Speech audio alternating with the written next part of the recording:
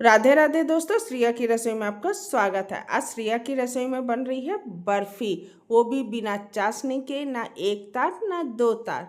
तो चलिए बनाते हैं रक्षाबंधन स्पेशल बर्फी। उसके लिए हमने 1 कप मूंग की दाल को 2 घंटे पहले भिगो दिया था। मूंग की दाल 2 घंटे में आसानी से भीग जाती है।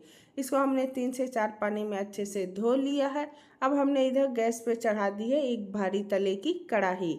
कढ़ाई जैसे ही हमारी गर्म हो जाती है, उसमें मैंने 3 से 4 बड़े टेबल स्पून डाल दिया है देसी घी। बर्फ़ी हम देसी घी में ही बनाएंगे, रिफाइंड ऑयल का यूज़ बिल्कुल नहीं करेंगे।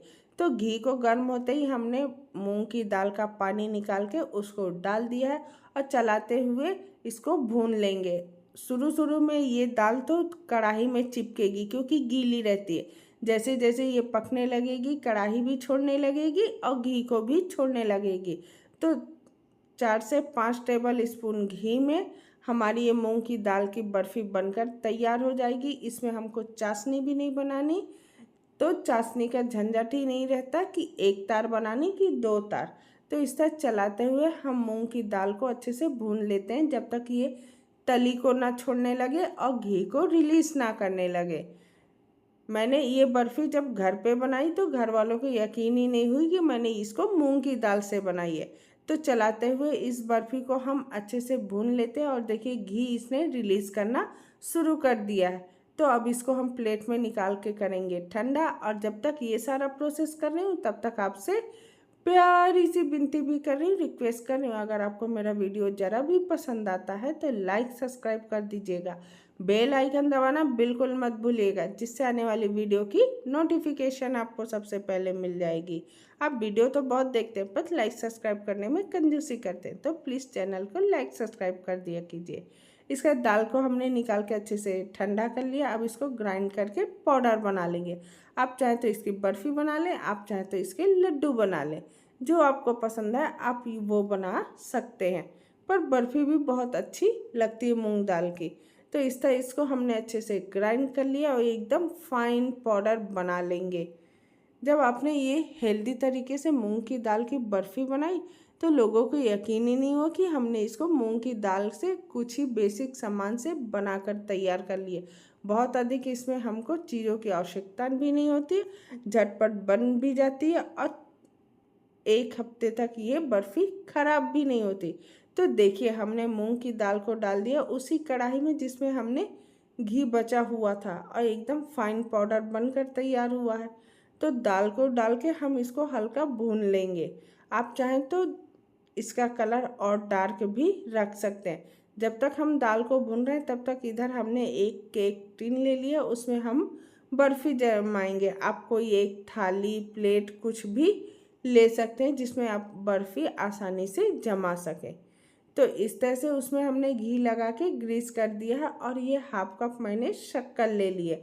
शक्कर की मात्रा आप अपने अनुसार कम ज़्यादा कर सकते हैं। हमारे यहाँ हल्का मीठा पसंद किया जाता है, मैंने 1/2 कप लिए। आप इसमें 1 कप भी ले सकते हैं। तो इस तरह चलाते हुए हम बढ़िया हल्का मूंग की दाल को और भून लेते हैं पाउडर को।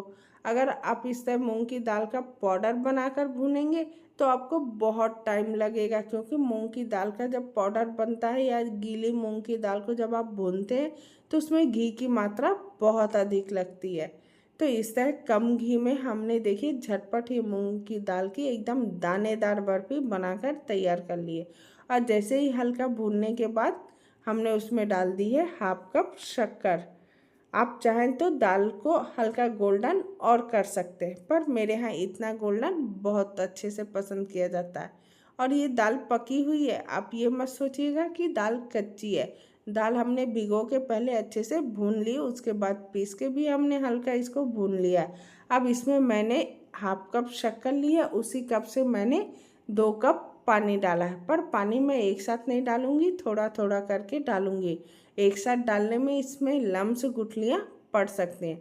तो इस तरह थोड़ा थोड़ा करके मैं इसमें पानी डालूंगी और थोड़ा गीला बैटर बनकर तैयार हो जाएगा, जिससे दाल भी हमारी अच्छे से फूल चुकेगी और शक्कर भी हमारी पक जाएगी। तो देखिए मैं थोड़ा थोड़ा करके पानी डाल रही हूँ और इस तरह से हम पानी डालेंगे ना तो दाल भी हमारी अच्छे से पक जाती है और शक्कर भी घुल जाती है।